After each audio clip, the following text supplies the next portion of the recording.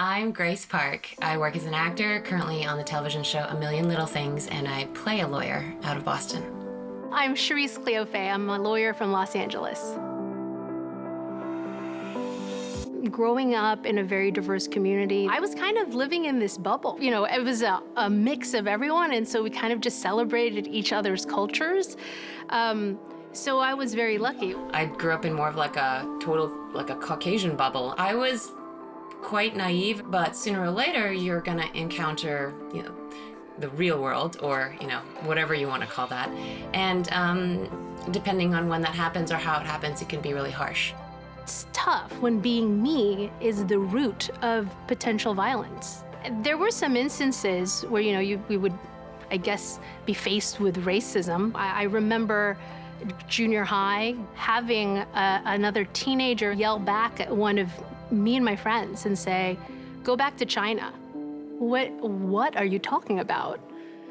It's interesting because growing up in a Western culture, I almost already grew up in a lot of ways like the token Asian. And when it comes to my work, no one really told me, but you just eventually slowly figure out that there's kind of space for one Asian person or one visibly ethnic person.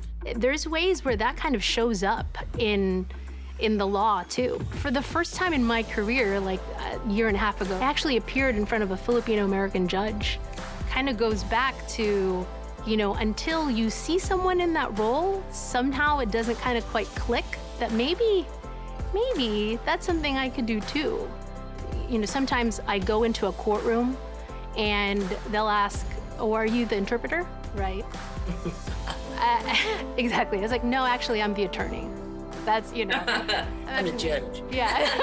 We have people like you on TV because it helps normalize seeing Asian Americans on TV. Because if you see Asian Americans on TV, then maybe when you see us on the street, we're just us, right? I was looking at this book called The Gene Keys, and I flipped open to the section on conflict. And the conflict apparently goes from an individual level to the societal level. And once you look at it on a societal level, it becomes about the races.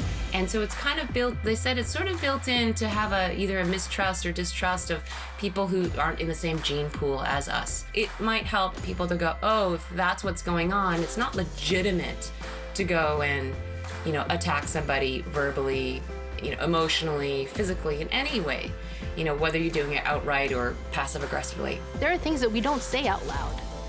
Mm-hmm. We don't go out there and say, "Oh, I'm a little scared about maybe going out in public right now," or I'm scared to let my mom, go to the store by herself. That's an insane thought. None of us should ever have to live like that. What do? How do you make that change? Part of it is also kind of what we're doing here, right?